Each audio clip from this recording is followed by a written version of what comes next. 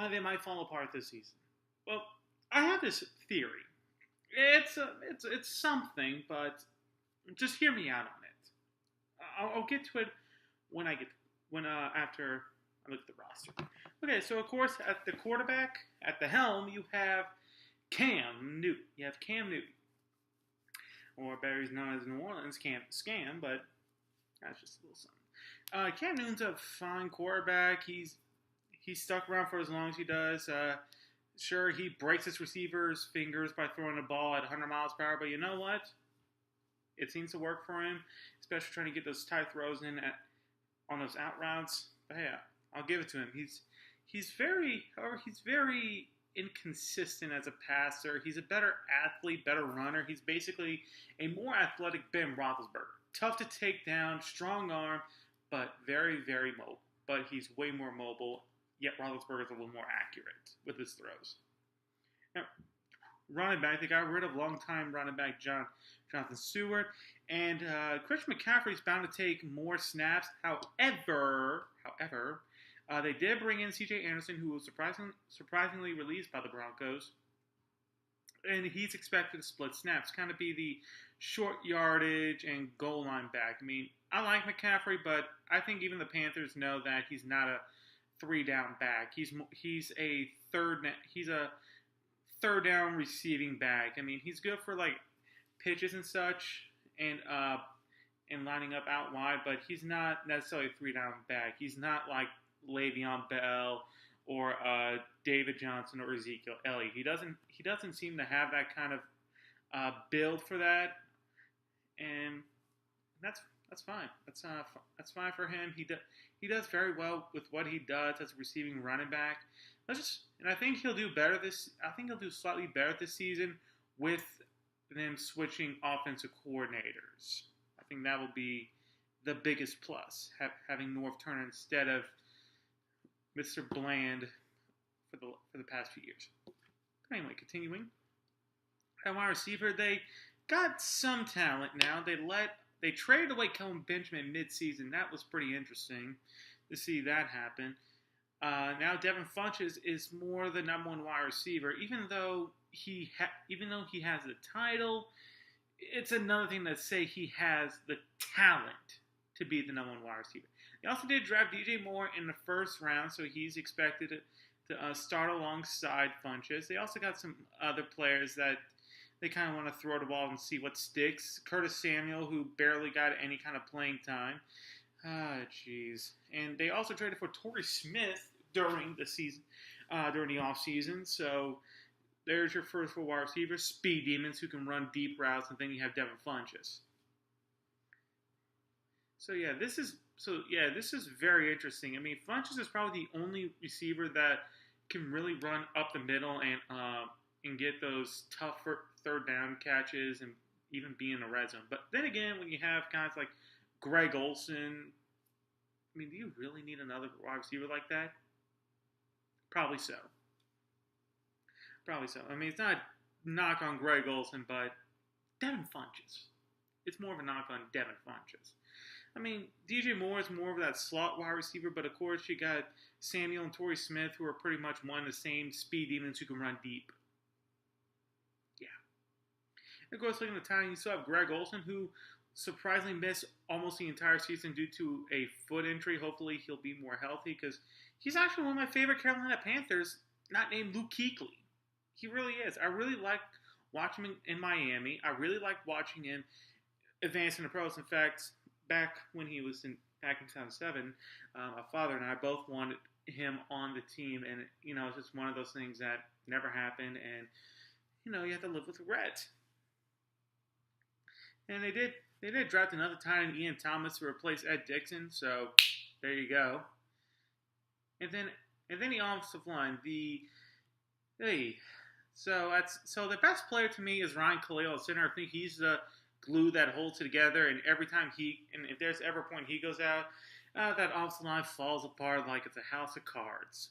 It's like removing that one card, and all of a sudden it just collapses. He's that one card that holds it all together. I think Charlie Tenner is fine, but when you kind of have to hold everything yourself, I mean, going to struggle a bit. I think he's a bit up and down. There is a competition for the other guard position now that Andrew Norwell is no longer with the team. He's now with the Jaguars. So, and it might be between like Taylor Moton, Tyler Lawson, Dorian Johnson, who they got. It's going to be a bit of a competition for that. And of course, your tackle, you have Darrell Williams, who stepped up and did fairly well. And I still can't believe they kept him. And I'm so glad they did. Matt Khalil. He's just the great wreck you always want to watch. I mean, he had a fun rookie season, but then injuries came in and just beat him badly. And he's just been one of the most embarrassing tackles. And to see that he's still on the team, I'm gonna enjoy this. So looking at their offense, I mean, it's got some players here and there. They're still missing quite a few components. They have, like I said, they have some things, but not a lot, essentially. It's definitely going to be more of a McCaffrey team than Cam Newton. I think they're trying to get Cam Newton to be more of a passer and less of a mobile runner, trying to extend his career so he doesn't retire at 32 like how he would at running back or wide receiver. But the offensive line is definitely it's still pretty much a question to me. You still have Matt Khalil as your left tackle. Come on, man. And of course, the other guard position, I think it's left guard where Norwell was. It's going to have some competition. I think they're probably going to have Taylor Moton, who would fare better interior, probably be the other guard, which I can definitely see that happening. They wanted him to be the right tackle, but Darrell Williams ended up beating him out, and it's solid all around. He's solid as that right tackle. I mean, you could do better, but you go with what you got, and what you got is not terrible. But he's not great. He's borderline good / solid. Anyway, so of course, looking at defense, they still have Julius Peppers. My God, Julius Peppers. This guy just wants one more ring, and still, he's one of the most effective pass rushers. How old is he? 38? Yeah, he's going to be 38 in September. Jeez, how is he still this good? What does he do? I wonder if he can be I wonder if he can whip me into shape. They also have Mario Addison, who is going to be upgraded starter after they got rid of Charles Johnson. He's going to be instead of being the rotational edge rusher that he's been for the last few years, he's going to be more of a starter. And of course, they're also hoping Deshaun Hall does step up, becomes the opposite edge rusher, or at least the starter. You know, trying to get Julius Peppers to be more the rotational kind of guy, especially at his age. But if he can still pull off a full, playing 60% plus of the snaps, then that's fine by me. That's fine by me. They got some other guys like Wes Horton. Jeez. You also got guys like Wes Horton, but then again, I'm just pulling names out of a hat. I don't even... Alright. And defensive tackles, you still got K'Wan Short, and of course they added Don Terry Poe, which is pretty strange. I think it kind of spells writing on the wall for a guy like Vernon Butler, who they drafted in the first round in 2016. Butler really hasn't lived up to expectations, and it is pretty disappointing to see because I did root for this guy going into the draft. I thought he was very talented, and to see him kind of struggle like this does kind of bring me down a bit. But hey, you still got K'Wan Short, and he's still one of the best interior. He is one of the best interior defensive linemen. That's not Aaron Donald or J.J. Watt. Yeah. Of course, looking at the linebacker, you still have the best linebacker in today's NFL. Yes, the best, Luke Kuechly. Fight me if you think I'm incorrect. I mean, I really do like Kuechly. I think once the Panthers got him, that's when they got better. That's when they really got better. And of course, Thomas Davis, he ever ageless, and I think he said this is his last season. And unfortunately, I think he was one of the players that did get suspended for the first 4 games of the season due to a PED violation. That always sucks. And of course, opposite side is Shaq Thompson, who I think he probably will have an explosion year. I think I think this is the year he'll either make it or break it. If he doesn't have that explosive year where I'm not saying he's had a bad year, not by a long shot, but I think this is going to be a year where he'll be the second leading tackler behind Kuechly. If I think the only way he'll be the leading tackler is if Kuechly gets hurt and misses a game, but I think he'll be the second leading tackler, getting over 100 combined tackles. Have a lot of solo tackles too. Just being, the flyer that they're really hoping to be. They wanted this guy to be a lot like Thomas Davis, and in many respects he is. He was kind of that safety linebacker hybrid coming out of college. Same how Davis was. Davis was also one of those safety linebacker hybrids coming out of college, and it made sense how both those guys would be very good. Maybe it might take him a couple tries. Heck, maybe it might even take him going to a different team for really to explode. Similar to how Demario Davis did for a while. And I think, this might be the year where he'll step up. But of course, missing those first 4 games, and he'll have and I'm sorry, I'm kind of going over the place. This is definitely one of those times where he can really step up now that Thomas Davis is out for the first 4 games. It might go to a more 2 linebacker set, because the rest of the depth is pretty special teams wise, so he'll get a ton of more playing time, ton of more snaps, and you could also probably see maybe a safety get thrown in there, or maybe a nickel corner of some sort. And speaking of corners, they did add some players. They got Ross Carkwell. They drafted a couple. They also drafted a couple players, one of them being Dante Jackson from LSU, and another guy kind of escapes me for the moment. Oh, Rasheed Golden from Tennessee. They're really doing something about that cornerback position because it's been a weakness the past 2 years since they let Josh Norman go. They let him go and really didn't have a replacement. James Bradbury has been a utter disappointment. And they trade Darrell Worley, who's been in nothing but trouble. I mean, even the team that they traded him to cut him, and now he's on the Raiders. So you can see a flat-out open competition to see who'll be the top 3 corners. I think this is going to be writings on the wall for guys like Bradbury and Gunter, that if they don't step up, they're gone. If they don't live up to the talent, they'll be gone. And I also think, maybe Cockrell, a guy that Tomlin really liked. I think he might be the starter because overall he's solid. He's not terrible, but he's not good. He's solid. He's a guy you could probably ride with for maybe about a quarter of the season, but the entire season he might mess up every now and then.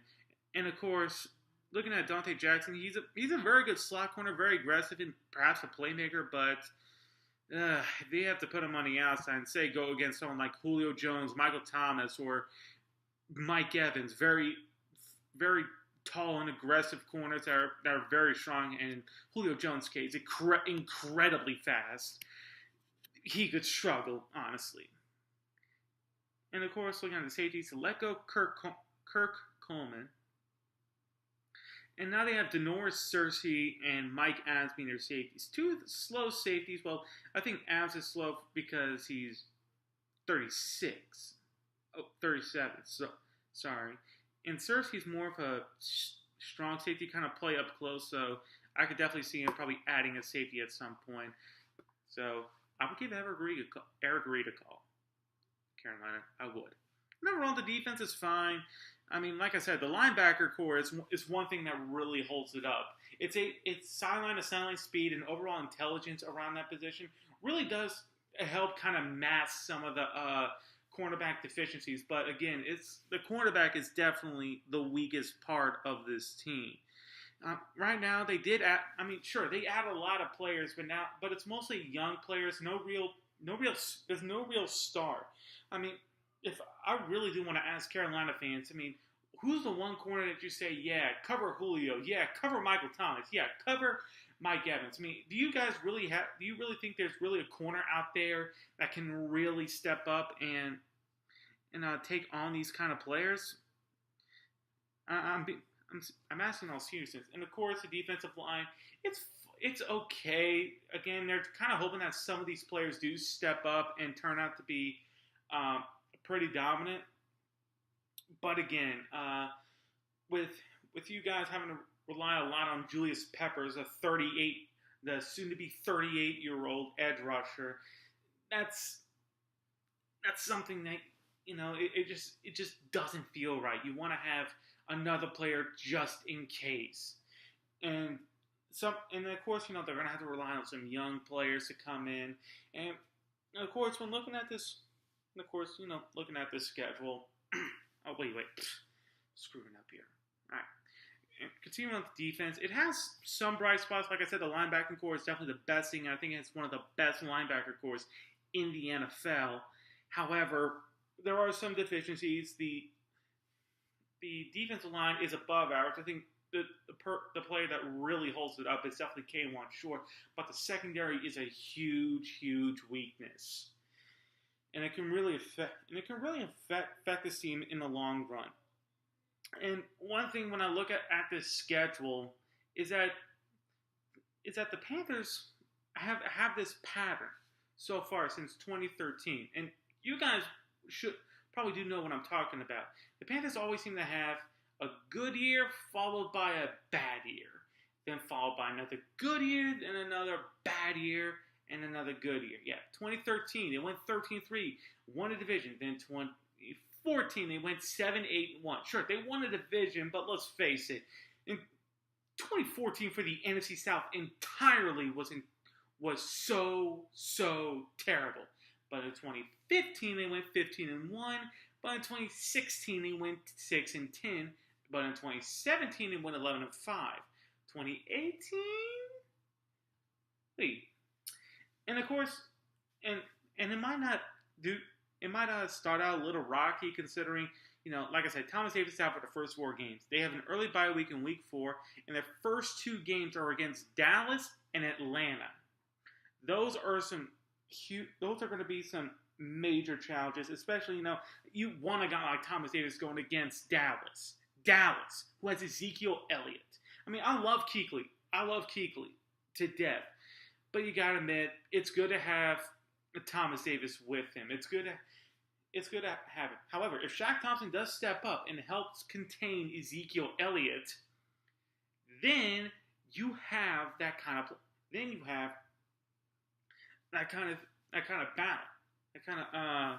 balance, and especially the kind of talent that's needed for this team.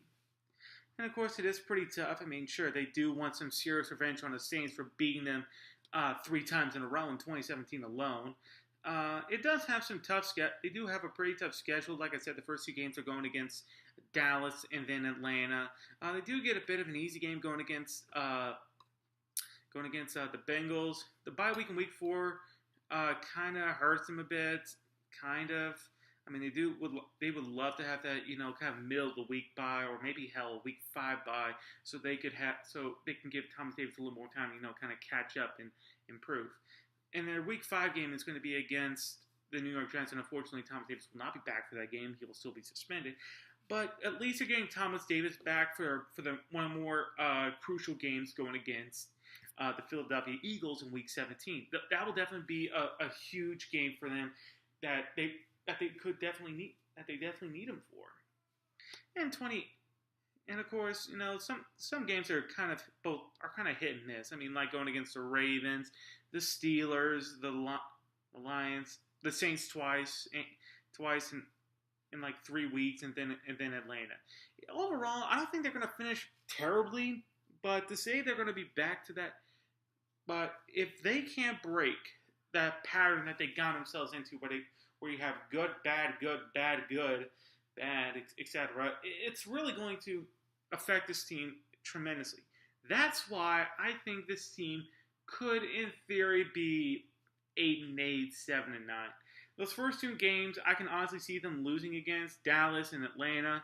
They could rebound back to 2-2 with the Bengals as well as against the Giants.